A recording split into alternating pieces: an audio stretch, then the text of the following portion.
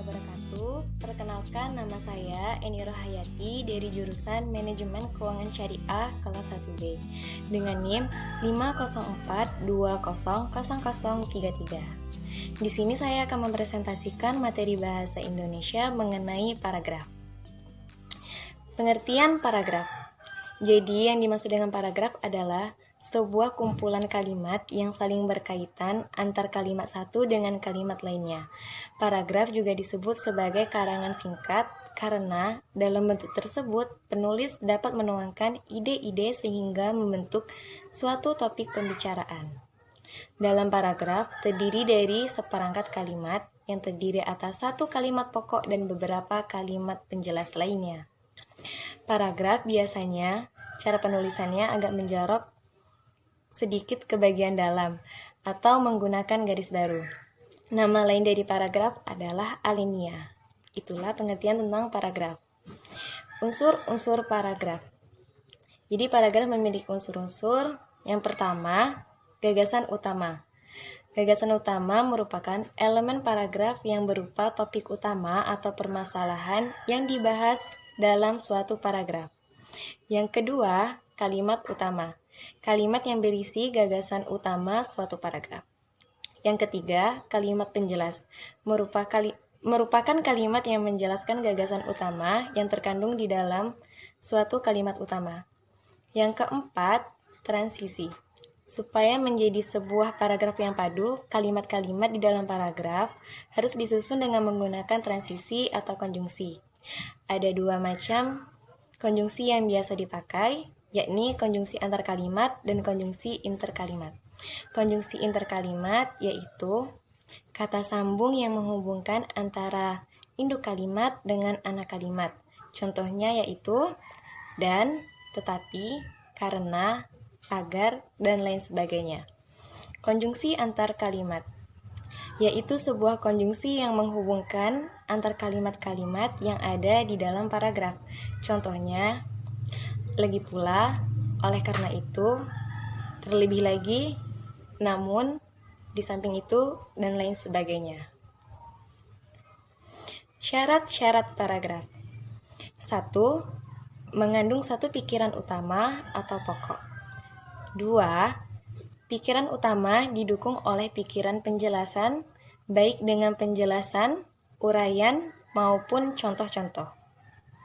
Yang ketiga, koherensi antara kalimat dalam satu paragraf dan antar paragraf dalam satu karangan yang lebih dari satu paragraf. Antar kalimat dan antar paragraf terjalin hubungan yang saling mendukung.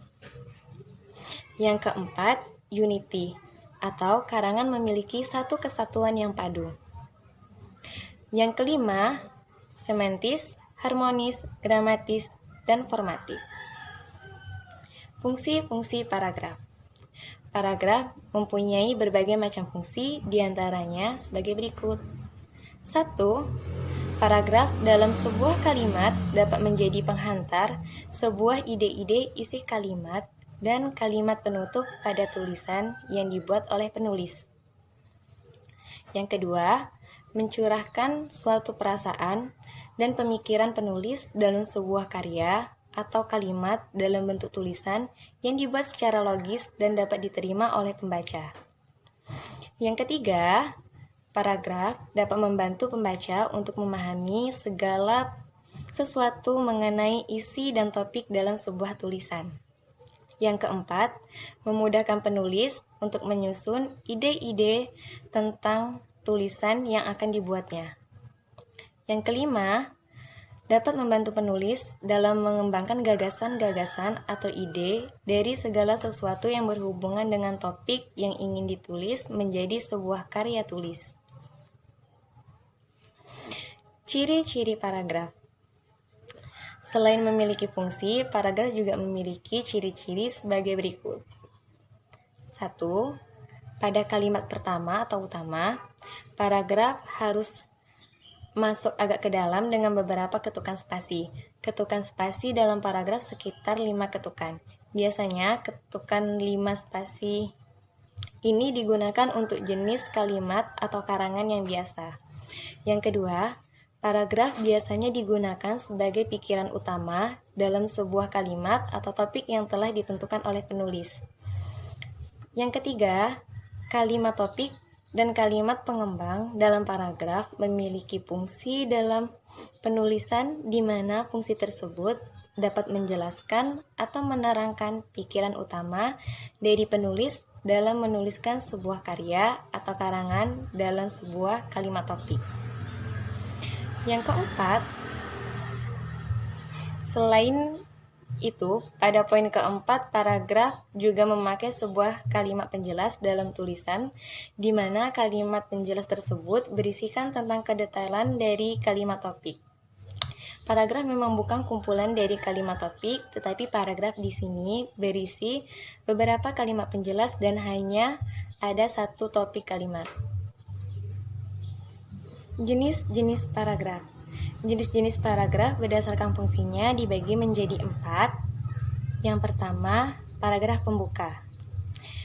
Dalam sebuah karangan, kecuali karangan ilmiah, paragraf pembuka umumnya ditulis untuk memancing rasa keingintahuan para pembaca terhadap isi artikel secara keseluruhan.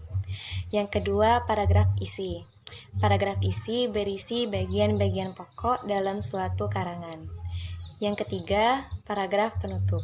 Paragraf ini biasanya berisi kesimpulan, saran, harapan, ringkasan, dan penekanan kembali hal-hal penting yang terdapat dalam setiap karangan. Yang keempat, paragraf penghubung. Paragraf ini fungsinya adalah untuk menghubungkan antara paragraf 1 ke paragraf lainnya atau karangan 1 ke karangan lainnya.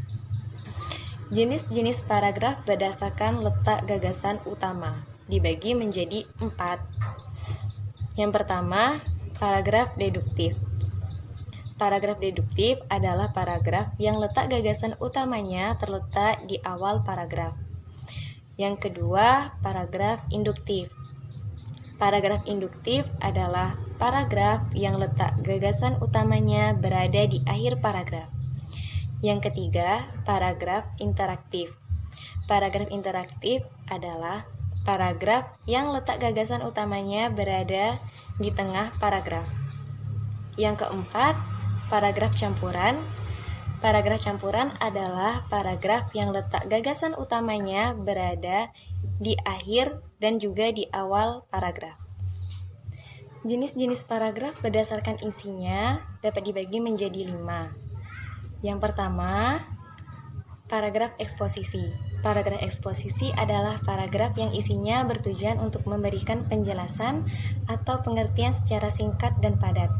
Contohnya, kegiatan dalam merayakan ulang tahun TNI ke-72 tanggal 5 Oktober 2017 di lapangan Blang Padang, Banda Aceh. Semua warga Banda Aceh turut hadir menyaksikan serangkaian acara ulang tahun TNI ke-72 dengan berbagai ragam acara seperti drum band, tari saman, dan acara lainnya.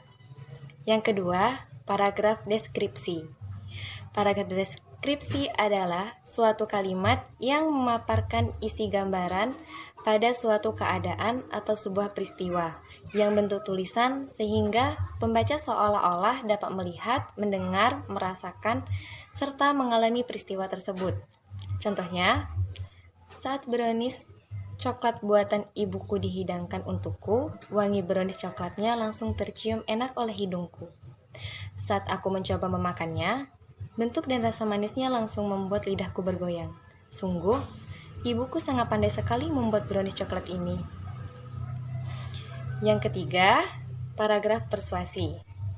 Paragraf persuasi adalah paragraf yang dimana isinya dapat mempengaruhi atau membujuk pembaca untuk tertarik dengan gagasan atau ajakan yang dibuat. Contohnya,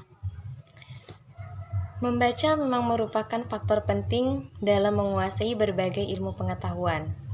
Sebab seorang tak memiliki niat untuk membaca pasti tidak banyak memiliki tingkat pengetahuan, karena ilmu pengetahuan biasanya bersumber dari buku. Misalnya, anak yang pandai dalam pelajaran biasanya dia akan menjadi kutu buku. Bagi siapa saja yang tidak memiliki niat untuk membaca, pasti pengetahuannya tidak luas dan terbatas. Oleh karena itu, membaca menjadi hal yang penting dan biasakanlah membaca buku. Yang keempat, paragraf argumentasi. Yang dimaksud dengan paragraf argumentasi adalah suatu kalimat paragraf di mana isinya dapat meyakinkan pembaca sehingga memperoleh dan menerima gagasan dalam sebuah karya yang ditulis oleh penulisnya. Contohnya, membaca memang merupakan faktor penting dalam menguasai berbagai ilmu pengetahuan. Seorang penasihat hukum pasti selalu membaca buku-buku yang terkait dengan hukum. Sebab, jika tidak membaca buku hukum, pasti ia akan merasa kesulitan dan tidak tahu apa saja pasal-pasal yang tertera di dalam hukum. Yang kelima, paragraf narasi. Paragraf narasi adalah suatu kalimat paragraf di mana isinya menceritakan suatu peristiwa atau sebuah masalah, sehingga membuat pembaca menjadi terhibur atau terharu. Contohnya, beberapa hari yang lalu kami pergi ke sebuah pusat wisata yang berada di Jakarta. Kami pergi dengan 2 mobil pribadi. Mobil kami melaju cukup cepat, secara beriringan dengan mobil lainnya. Perjalanan menjadi sangat menyenangkan, semua orang tampak gembira. Cahaya sinar matahari menyinari kami sehingga membuat pemandangan dari dalam kacamata mobil cukup indah. Demikianlah penjelasan materi dari saya mengenai paragraf. Apabila ada kurang, saya mohon maaf dan semoga materi tadi bisa menambah wawasan kita dan buat kita lebih mencintai bahasa Indonesia karena bahasa Indonesia merupakan bahasa persatuan Indonesia. Akhirul kalam, wassalamualaikum warahmatullahi wabarakatuh.